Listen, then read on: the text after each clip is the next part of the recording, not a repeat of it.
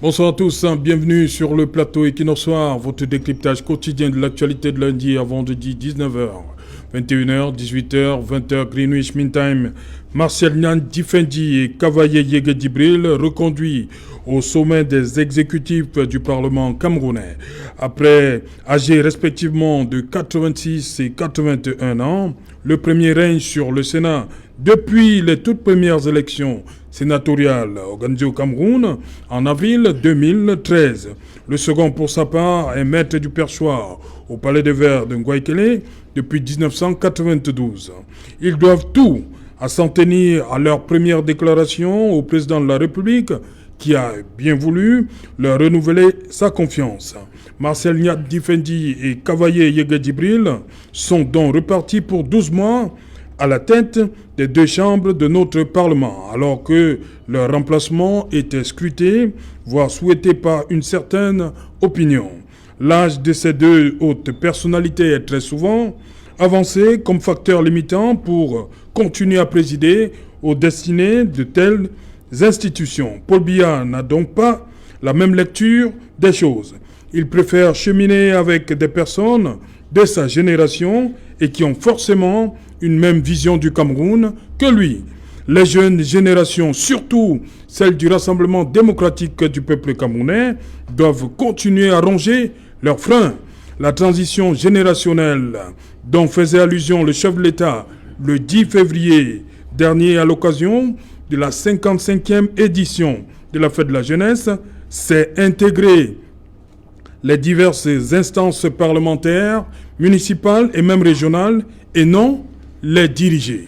Madame, Monsieur, tout à l'heure à 20h, c'est l'édition du vendredi, conduite par Nadine Yambou. Quant à moi, je vous retrouve après pour Equinox Soir, deuxième partie.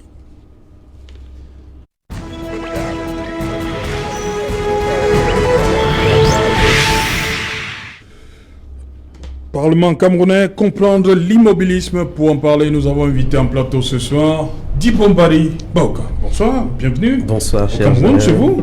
Merci de me recevoir. Et voilà, Dibombari Boka, vous êtes du mouvement pour la renaissance du Cameroun et vous faites partie du bureau du porte-parole. Exactement, c'est cela. C'est ma qualité de membre du mouvement pour la renaissance Cameroun que je suis là aujourd'hui. Voilà, vous êtes pas au Cameroun, c'est ça? Pas en permanence, oui. mais je suis camerounais, je suis bien content d'être ici. Oui, votre nom, Dibombari Mbok, on a envie de comprendre. Dibombari, c'est un prénom. C'est un prénom, oui. Oui. Voilà, merci d'avoir accepté notre invitation. Voilà, Raphaël Ndougo, bonsoir. Bonsoir, c'est Jalon autour. Bonsoir aux millions de téléspectateurs de cette Champions League. Bonsoir à l'équipe technique qui vous accompagne. Vous allez nous permettre de féliciter nos frères et qui ont été déployés hier par le délégué général national ou, si vous voulez, par le président de la République. Je vais commencer par féliciter toutes mes admirations au commissaire Mefire Jacques Roger qui était dans cette ville de Douala, qui va donc désormais présider ou destiner la sécurité du côté de Monatélé. Bonsoir également et félicitations au commissaire Nzana Nicolas Olivier, qui est également commissaire de sécurité publique de la ville de Sa. Bonsoir enfin à Nanahana Galus. Ok. Tout ça, ce sont des policiers. Le dernier nous regarde à Metomba, village Metomba en ce moment. Est-ce qu'il est policier? Je vais demander où est-ce qu'il nous regarde. Non, il a déjà été admis à faire valoir ses droits à la retraite. Donc c'est un ancien policier alors? Non, c'était un haut cadre au ministère du Commerce. Ok, nous regardons à ce moment. Metomba, au village Metomba, dans l'arrondissement d'Ngomza. Ok. Serge Mebikoy, bonsoir, bienvenue à toi. Merci bien, Serge Alonto. Bonsoir à tous les companélistes et de même qu'aux téléspectateurs. Je pense à une téléspectatrice fidèle de Equinox Soir, Josiane Lombakam, qui nous écoute depuis la France. Oui. C'est une inconditionnelle d'Equinox Soir. Ok. Donc voilà, Serge Mebikoy, hier, c'était une journée pas facile. Vous faisiez votre métier, c'est bien normal, hein? Bien sûr. De l'autre côté, vous avez suivi ce qui s'est passé et au Sénat et du côté de l'Assemblée nationale. Vous avez suivi les premiers mots, comme je l'ai dit dans mon propos introductif. Les premiers mots, c'était à l'endroit du chef de l'État. Comment comprendre ça? On ne remercie pas ceux qui vous ont élus, c'est-à-dire 185 pour Marcel Nyandi Fendi contre 147 pour Cavaillé Yigedibé. Pourquoi c'est le président qu'on remercie? C'est le président que le président du Sénat... On ne remercie pas les électeurs. Vous savez, il faut comprendre... C'est pas une élection, c'est ce que vous voulez nous faire comprendre. Je pense qu'on va bien y arriver. Oui, allez-y donc. Voilà. Je pense manifestement que dans les pratiques qui sont rituelles, voire ritualisées au Parlement camerounais, l'on constate manifestement que c'est l'exécutif, pas l'exécutif, mais le président national du RDPC qui détermine l'ensemble des élections qui se déroulent, non seulement à la chambre basse du Parlement camerounais, mais bien plus à la chambre haute du dit Parlement. Parce que vous savez bien qu'avant l'élection qui se passe à partir de la mi-journée, il y a toujours des réunions du comité central qui se déroulent en matinée. Lorsque vous avez vu les communiqués qui ont circulé, notamment non seulement dans les médias, mais bien plus sur les réseaux sociaux, vous constaterez que la première réunion qui a rassemblé les députés RDPC, c'était celle présidée justement par le secrétaire général du comité central, Jean Kuité, qui a pris soin justement de fournir les consignes systématiques du parti. C'est là où il y a véritablement un ensemble d'acteurs qui entrent en scène, à savoir le président du groupe parlementaire RDPC, Jean-Bernard Dogoïsumba, à qui l'on fournit justement ces consignes-là. C'est lui qui est chargé justement de participer à ces réunions-là, de même que d'autres membres du gouvernement, entre autres Madeleine Tuenté, Grégoire Ouna, entre autres membres du gouvernement. Vous constatez que lors de ces réunions, ce sont des consignes strictes du parti au pouvoir qui sont justement véhiculées de manière que l'on puisse désigner qui doit être candidat du RDPC à l'élection du bureau de la Chambre basse du Parlement camerounais. C'est ainsi que Cavaille a été désigné, il faut le dire ainsi, c'est pour la 29e fois à la tête de la Chambre basse du Parlement camerounais. C'est le même scénario qui se déroule également parlant du Sénat. Parce que après la réunion des députés du Rassemblement démocratique du peuple camerounais qui s'est achevée notamment en fin de matinée, dès 12h30, c'était la réunion avec les sénateur du RDPC présidé toujours par le secrétaire général du comité central, Jean Kuité, qui a, dans la même veine, fourni les mêmes consignes. Donc lorsque vous voyez aujourd'hui que les deux présidents de la chambre haute remercient le président de la République, le président national du RDPC, il s'agit là véritablement de constater que c'est lui qui détermine systématiquement le vote de ces députés. Donc on a l'impression que ce n'est pas le vote en tant que tel, pour parler trivialement, mais il faut rencontrer la désignation de celui qui sont mandatés pour représenter, la Chambre basse du Parlement camerounais, et 2, la Chambre haute. Alors là, ça pose un problème dans un contexte où nous évoluons en démocratie. Parce qu'on a l'impression aujourd'hui que les députés n'agissent pas délibérément, c'est-à-dire en âme et conscience, de manière à pouvoir élire tel ou bien tel autre. La preuve en est qu'il n'y a pas un débat entre les différents élus de la nation, de manière que l'on puisse davantage constater que si tel autre veut porter sa candidature, qu'il y a un débat entre ceux qui veulent justement challenger, par exemple, Cavaillé Gibril ou bien quelqu'un d'autre. Comme on a eu à une certaine époque, Adama Moudi qui avait levé le ton. Mais là, on se rend compte qu'il y a une prédominance du président national du RDPC sur les élus.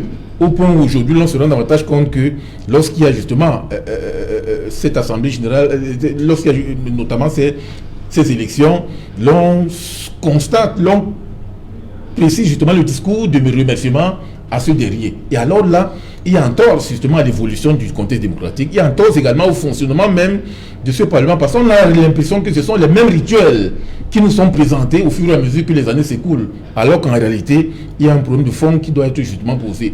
Moi, je pense que si l'on focalise l'attention sur cela, ça nous permet, peut-être on aura l'occasion tout à l'heure de revenir notamment sur l'historicité de la diplomatie parlementaire, pour constater comment il y a eu deux déterminants qui sont à la base de la fondation de cette diplomatie, à savoir les changements institutionnels et la démission. Vous constaterez par exemple que depuis la naissance du Parlement, il y a 4 présidents qui ont été justement, été à la tête du Parlement. Vous avez Marigot Mboua, Martial, à partir de 1962 jusqu'à 1973, vous avez Salomon Tandem Mouna de 1973 à 1988, vous avez Fonkocha Laurens de 1988 à 1992, et vous avez aujourd'hui Kava Yege Djibril de 1992 en 2021. Alors vous constatez qu'aujourd'hui, il y a véritablement le premier déterminant qui marque véritablement l'histoire de la diplomatie parlementaire, à savoir que au départ, si Marie Gomboua décide de quitter par exemple son poste de président de l'Assemblée nationale, c'est suite à l'unification ayant justement consacré la fin de l'Assemblée fédérale, l'Assemblée nationale fédérale.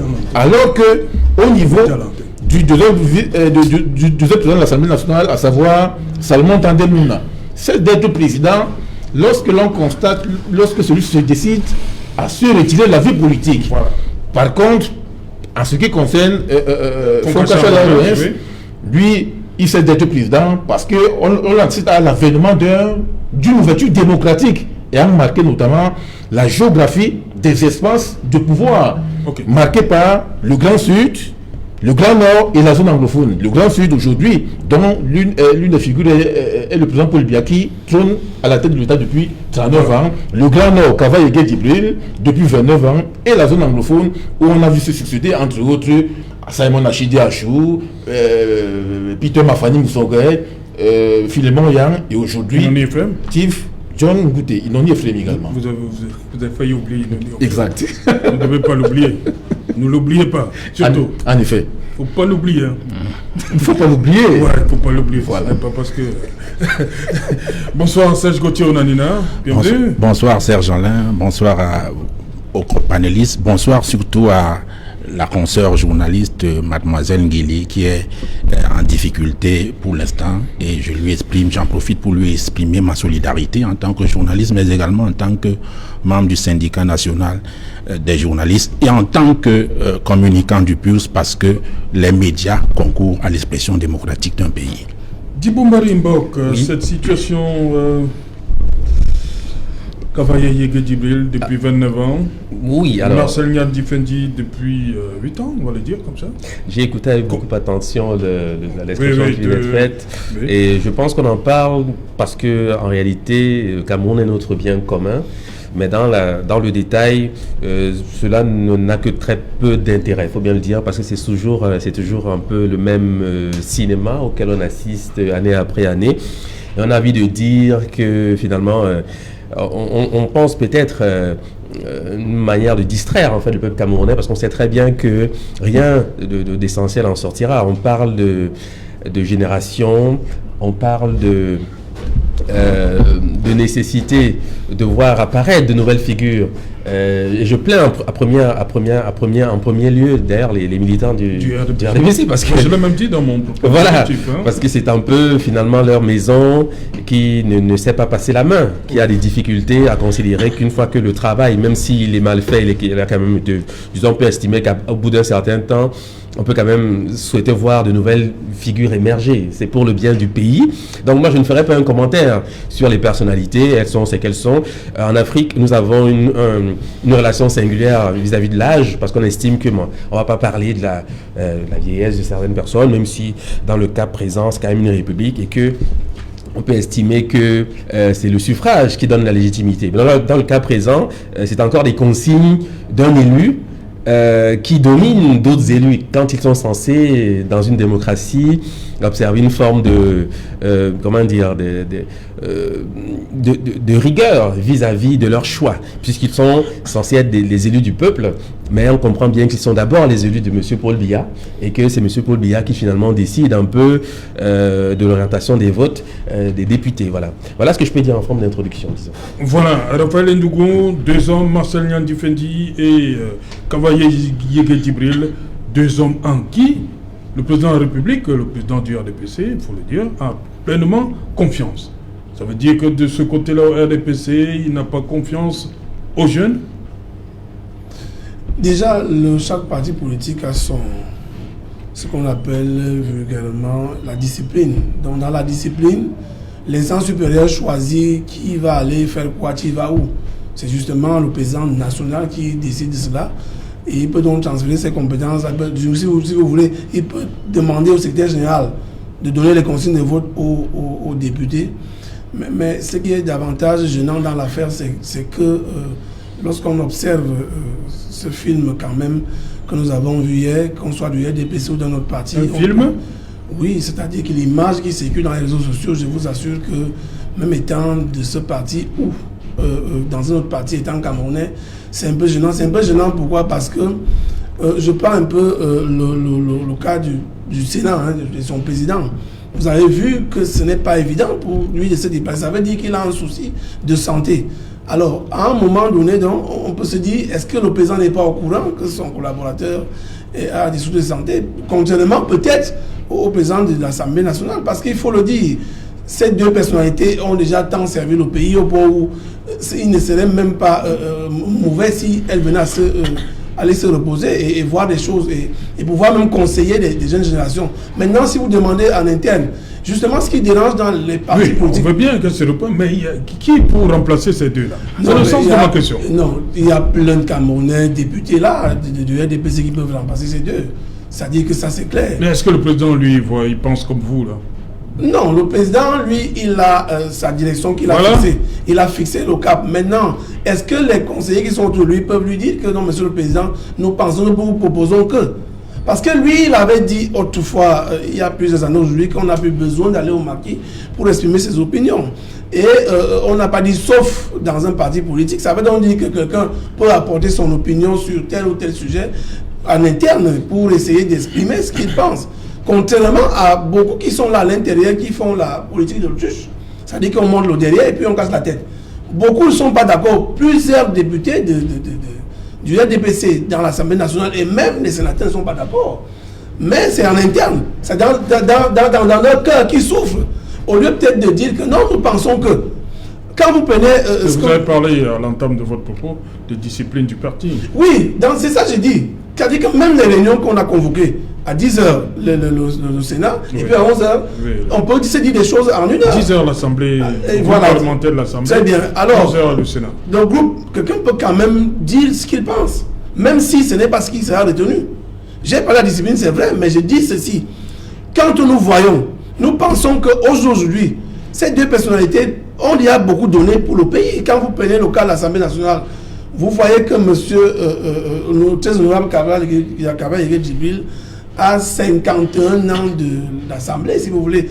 Il a déjà fait 51 ans comme député. Je crois que c'est le plus vieux député du monde, pas le plus vieux en âge. Ça veut dire que je ne sais pas s'il y a un autre dans le monde. Ça veut dire qu'il a déjà tout donné. À un moment donné, on peut également injecter le 109. Ce n'est pas exclu. Et du 109, il y en a en interne. Donc je crois qu'à ce niveau, si peut-être le président, lui, il continue à faire confiance à ces deux personnalités, elles-mêmes peuvent aussi dire, monsieur le président, nous pensons qu'au vu du poids de l'âge, au vu de ce que nous avons déjà donné, il n'est pas exclu qu'on se repose. Est-ce que vous ne pouvez pas faire confiance à la nouvelle génération? C'est-à-dire que si le président, lui, cela lui a échappé, ou alors il compte sur eux parce ils font partie de son 11 ans dans sa politique, et eux, sur le plan justement du travail, il est possible que, par exemple, M. Nia dise que vraiment j'ai eu des soucis de santé toutes ces dernières années, je pense que j'ai déjà donné le meilleur de moi-même. Quand vous voyez que ce monsieur-là, depuis 62, au même titre que le président Biya est dans l'administration camerounaise, alors ce n'est pas une moquerie, encore que c'est une grâce d'atteindre un certain âge, et c'est une grâce d'avoir servi son pays. Je crois que si on veut évoluer aujourd'hui, le président en parle au quotidien. Peut-être le président attend aussi que les députés en interne, c'est-à-dire qu'au-delà de la discipline qui est là, mais comment est-ce que quelqu'un se lève pour dire, vous vous souvenez de M. Tobindi, que je salue au passage, qui en 2007 avait dit qu'il veut challenger le président de la République, M. Zengel également. C'est-à-dire qu'au moins qu'on voit quelqu'un qui se lève, comme Mme Moudi, tout à l'heure, je parlais d'Adama Moudi, au moins quelqu'un qui se lève pour dire que nous pensons que, je propose que, on voit quand même qu'il y a cette démocratie-là, il y a cette liberté-là, que quelqu'un puisse dire que je veux accéder à ce poste, je crois que je peux faire mieux que le papa qui est là, il a déjà tout donné, je peux continuer le travail. Donc c'est ce courage-là qui manque aussi. Et je crois que quand le président s'adresse souvent aux jeunes, il a demandé aux jeunes à un moment donné d'oser, il n'a pas dit sauf les jeunes de son parti. Il faut bien qu'à un moment donné, que les jeunes osent un temps soit peu pour essayer de voir est-ce que cela peut mordre, comme on dit au quartier, ou alors on reste dans la discipline du parti. Et Serge Gauthier Onanina, pourquoi ce renouvellement de confiance à l'endroit de Marcel Nyandi Fendi et Kabaye Yégué-Djibril fait tellement parler? Pourquoi les Camerounais, on va dire, entre guillemets, ont soif de voir ces deux institutions changer on va dire, de leader? Moi, je ne vais pas répondre à la place des Camerounais parce qu'il y a un dicton qui dit que lorsque vous vous faites enfariner plusieurs fois par la même personne, ce n'est pas la personne qui est le problème, mais c'est vous le problème. Alors, je suis étonné en tant que politique de constater que les Camerounais sont surpris, ont soif du changement lorsqu'on leur dit ne votez pas ces gens et qu'ils les votent. Aujourd'hui, ils ont donc vu les conséquences d'un mauvais choix. Première des choses. Deuxième des choses, c'est la séparation des pouvoirs qui est en procès ici et en crise. Et véritablement, il faut être très regardant sur cet aspect. Parce que si vous avez un président du Sénat et un président de l'Assemblée nationale, bien que militants d'un parti politique, qui, à la suite de leur élection, remercient le président de la République. Non, le président national. Ils ajoutent souvent chef de l'État, président de la République. C'est-à-dire qu'ils sont incapables de dissocier l'appareil politique et l'architecture gouvernementale ou étatique. Vous comprenez? Ça crée donc subitement un amalgame. Non, ils ont remercié le président du RDPC. Oui, on rappelle toujours qu'il est chef de l'État. C'est important de le rappeler. Oui. Si vous dites, nous remercions son Excellence Paul Biya, président du RDPC, de nous avoir renouvelé sa confiance, on comprend que c'est le militant qui s'adresse à son président. Oui. Mais dès que vous ajoutez en tant que président du Sénat ou de l'Assemblée nationale, chef de l'État, président de la République, vous avez brisé les codes de la séparation des pouvoirs. Ça, c'est important à dire. Maintenant, c'est pas étonnant, c'est pas surprenant que ces messieurs soient réélus. Parce que dans l'habitude, et Serge Mébiko, il l'a dit tout à l'heure, dans la tradition parlementaire, il n'y a jamais eu de rupture. C'est-à-dire que tous les présidents des chambres, de nos chambres parlementaires, ont toujours fini, achevé leur mandat. Ce qu'il faut plutôt constater ici, c'est que pendant que le président de la République nous parle de la transition générationnelle, il est dans la continuité générationnelle en mettant en évidence, en avance, la sénilité, la sénescence et la condition de grabataire comme norme. Vous comprenez? Ce qui pose une question de fond. Est-ce que dans la transition générationnelle qu'il a proclamée ou annoncé pendant son discours très récent, à l'intérieur du bureau du Sénat, on ne pouvait pas, et de l'Assemblée nationale, c'est-à-dire des exécutifs du Parlement, est-ce qu'on ne pouvait pas faire un bon mix-up de jeunes et d'aînés? Moi, je préfère pas dire vieux parce qu'ils vont dire qu'on les insulte. À l'Assemblée, il y en a. Dans le bureau, qui ont moins de 40 ans. Parce que la jeunesse, si c'est la jeunesse de 60 ans ou de 55 ans, ça pose problème. Parce que dans 7 ans, on va commencer à se plaindre d'eux. Donc, vous comprenez, parce que là aussi, c'est un exercice d'apprentissage. Or, si vous avez les âges qu'ils ont, et que à l'intérieur des bureaux, il n'y ait pas de gens qui aient la quarantaine, j'interroge. Et comme dit souvent un journaliste, un chroniqueur quelque part, j'interroge le président de la République sur la sincérité de sa transition générationnelle. Et pour terminer, Serge Alain, sur cette affaire, quand on voit quand même cela, moi je vais vous dire, quand un député, un parlementaire a fait 51 ans ou 21 ans, ou 29 ans, comme vous l'avez dit. Si nous prenons les démocraties,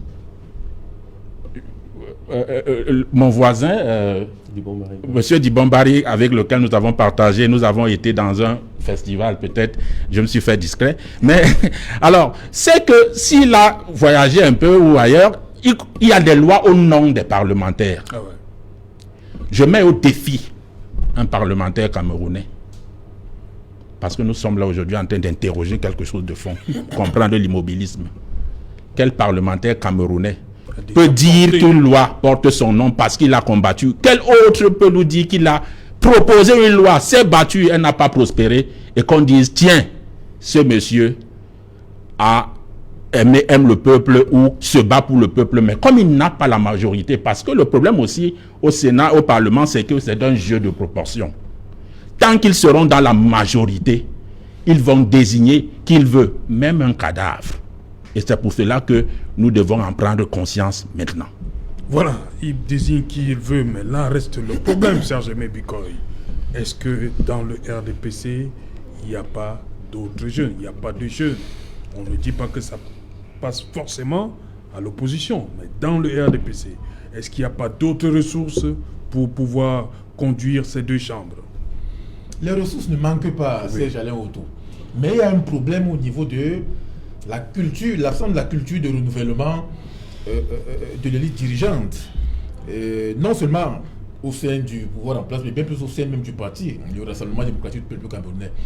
Vous savez, lorsque vous n'arrivez pas aujourd'hui à pouvoir allier le discours à la pratique, parce que tout à l'heure on évoquait, Serge Gauthier il parlait de la transition générationnelle, la technologie qui a été justement évoquée par le chef de l'État lors du discours adressé à la jeunesse camerounaise du 10 février 2021.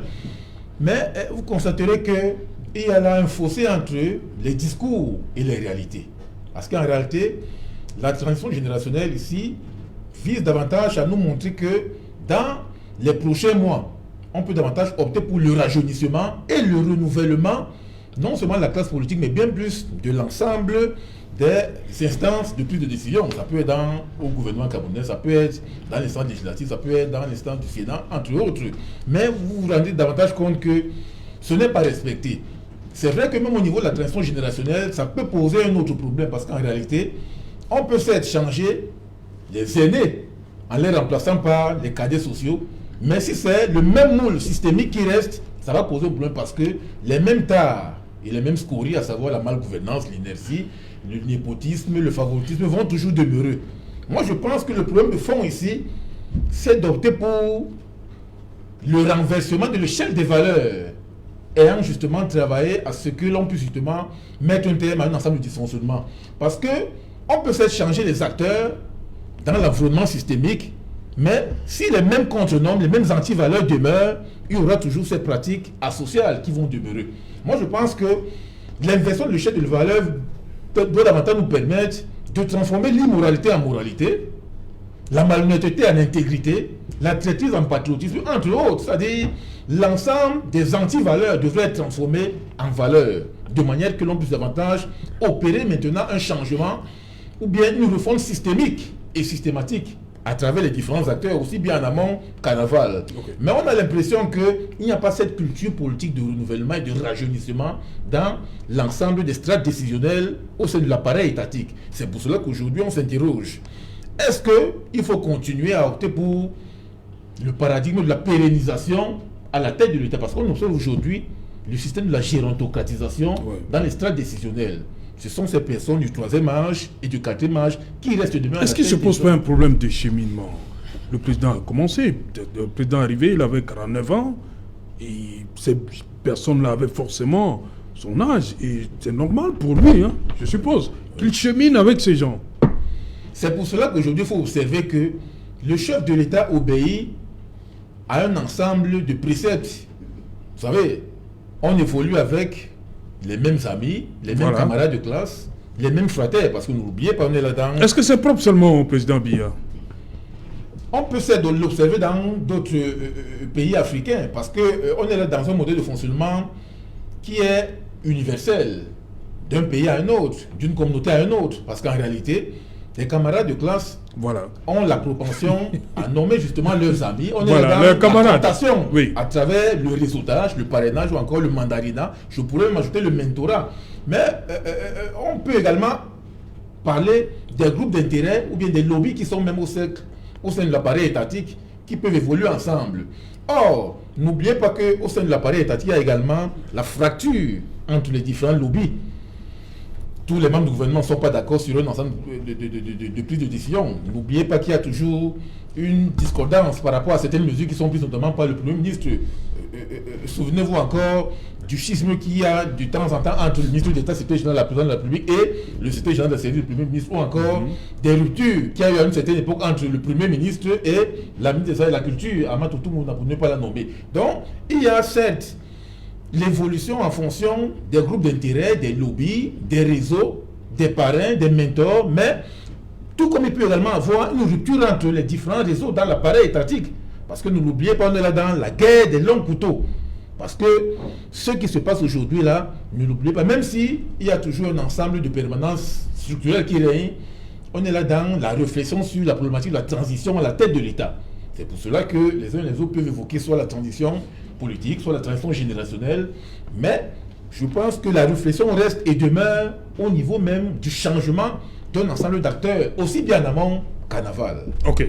Dibomba Rimbok, je vais lire cet extrait du discours du 10 février. Le président dit « De nombreux jeunes ont intégré les diverses instances parlementaires, municipales et régionales. C'est de cette manière que se prépare la transition générationnelle dans la gestion des affaires publiques. » Il dit « On prépare les jeunes. Ils ont intégré. On les prépare. » Oui. Ça veut dire que les jeunes ne sont pas prêts pour l'instant pour diriger. Il faut bien relire ce passage. C'est une opinion. Honnêtement, M. Biya... Ça se prépare. Il dit bien, le président dit, c'est de cette manière que se prépare la transition générationnelle. Oui, moi, tout ce Ils ont intégré. C'est déjà quelque chose. On est bien au fait qu'en réalité, les jeunes sont souvent au fait avec les prisons. Parce que vous avez dit tout à l'heure que justement, je fais partie du bureau de porte-parole. Oui. Et M. Biboun Isaac, que vous connaissez probablement, en ce moment est en prison et c'est un jeune.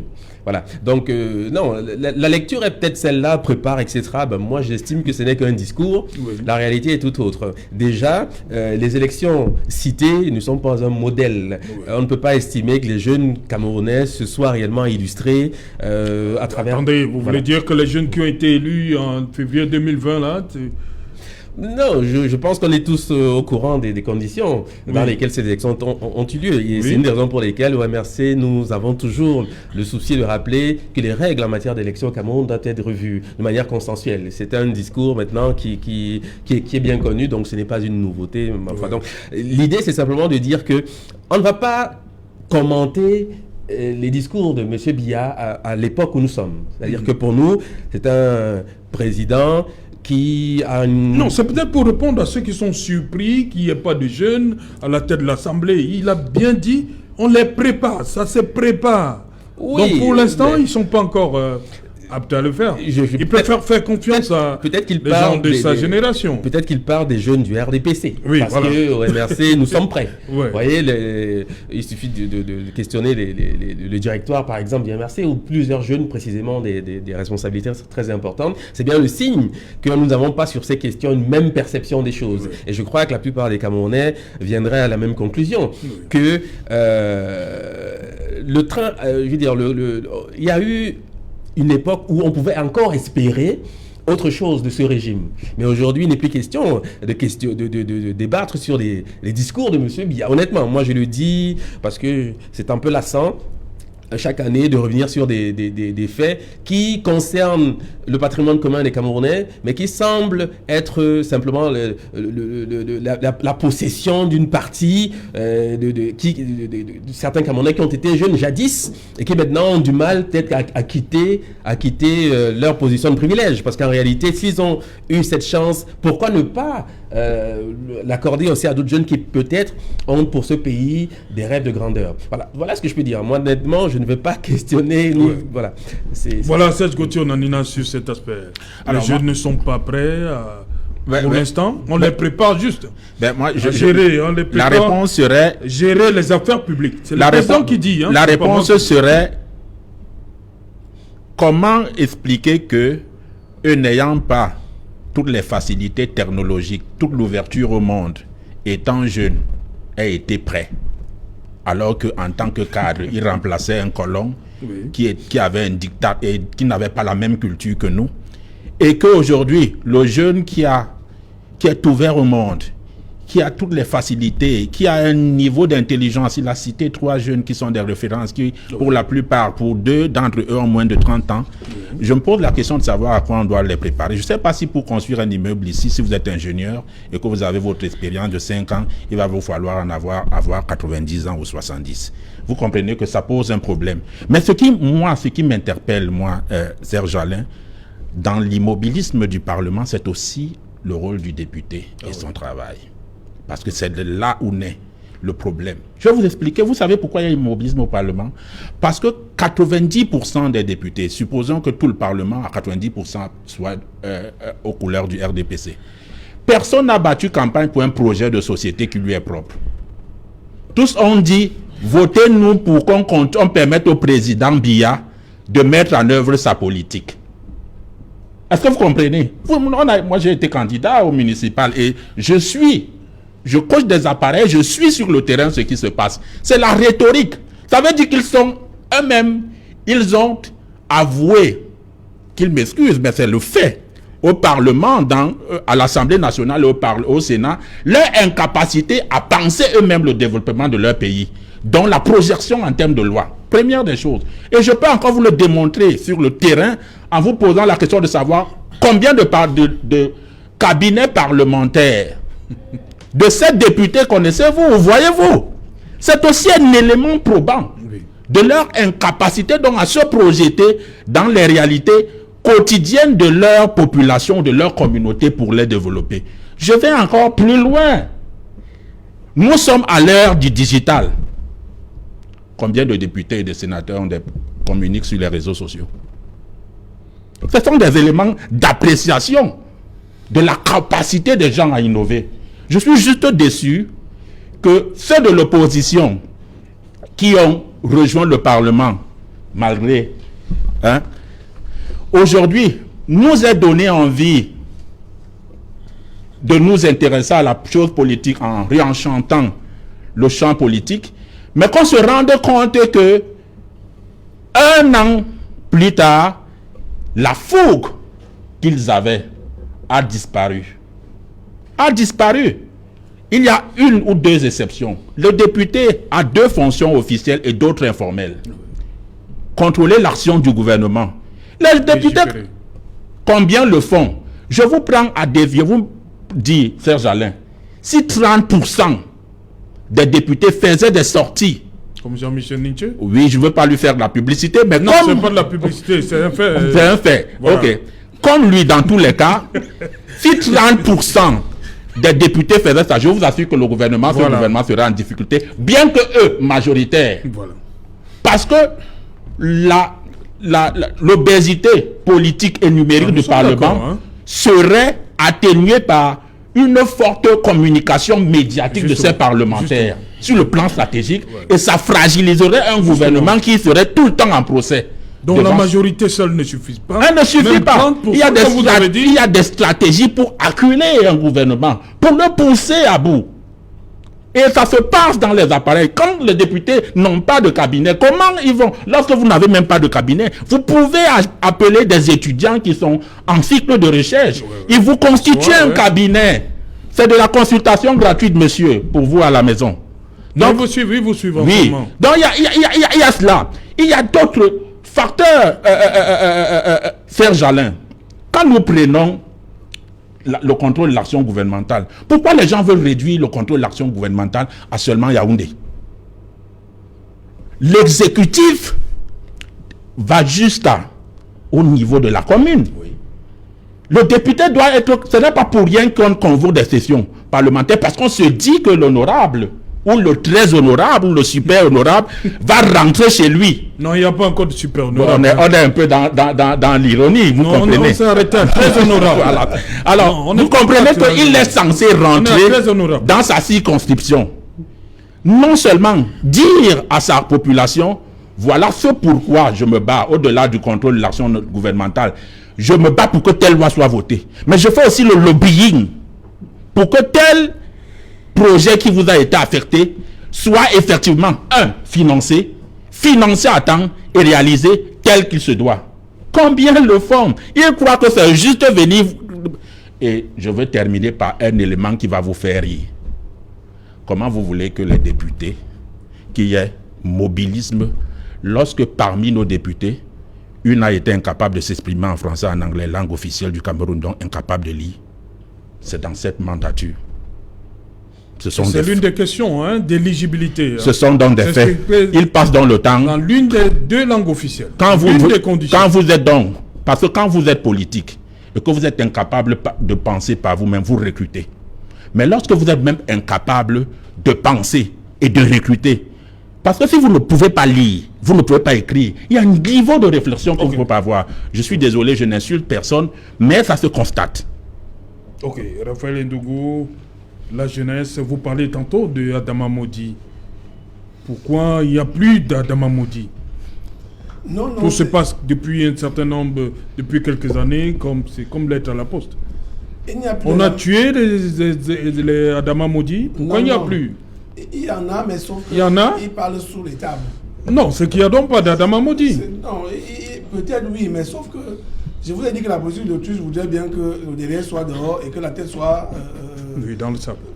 Tout simplement. Or, il a dit qu'ils sont nombreux. Maintenant, si on va aller sur... Mais ils sont nombreux, on ne les entend pas. Vous avez lu un extrait du président de la République, il faut d'abord qu'on sache de quelle jeunesse parle-t-on. Mais sinon, si on parle de... Si vous voulez bien. Ok, le président dit ceci. De nombreux jeunes ont intégré les diverses instances parlementaires, municipales et régionales.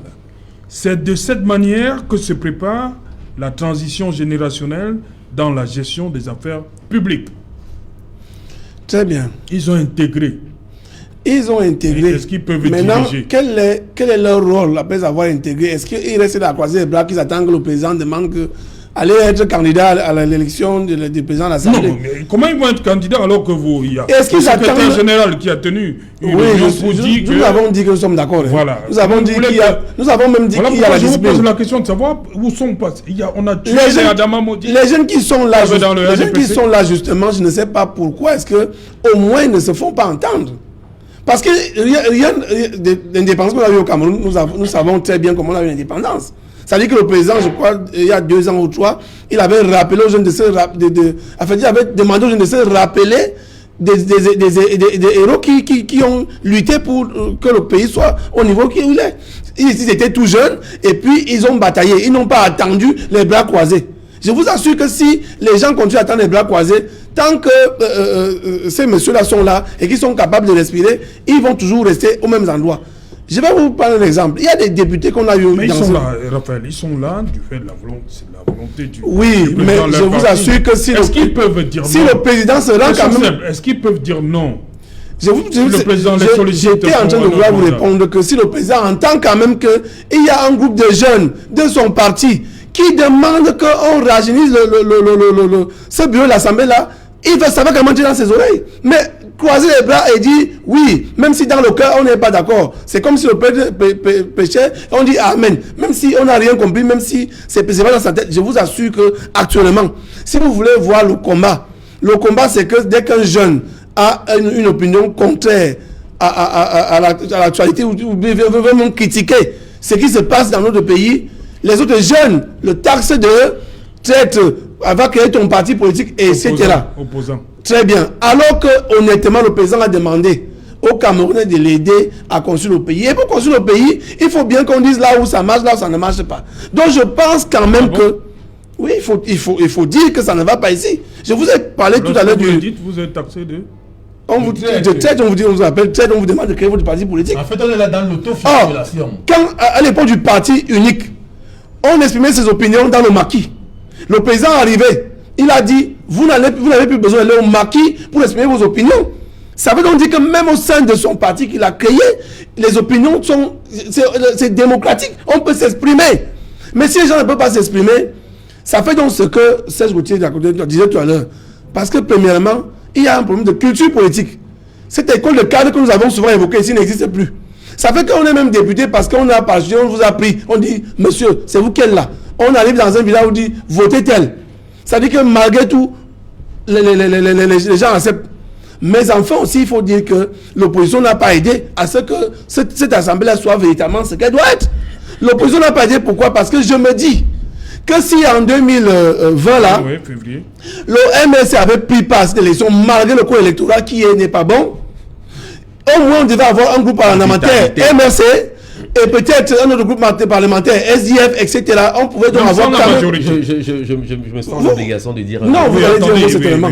Parce que c'est un constat de quelqu'un qui est du RDPC et qui veut voir le pays fonctionner, qui veut voir le pays avancer. Ça dit que c'est pas parce qu'on est du RDPC qu'on pense que tout est bon ou tout est mauvais. Non, tout n'est pas mauvais, tout n'est pas bon. J'ai dit pourquoi, parce que à partir du moment, tout à l'heure, Serge Gauthier parlait des députés de l'opposition qui y sont. Ça dit que, je prends par exemple du parti de Kaba-Libi, l'honorable Kaba-Libi, ils sont 5.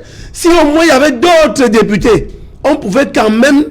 Parce que vous avez vu qu'il y a eu il a parlé des actions de Jean-Michel Nietzsche. Il dit que oui, mais on avait peut-être dit Jean-Michel Nietzsche justement, à l'Assemblée nationale. Je vais donc dans la même lancée pour dire qu'effectivement, le fait de laisser la chaise vide ne nous aide plus.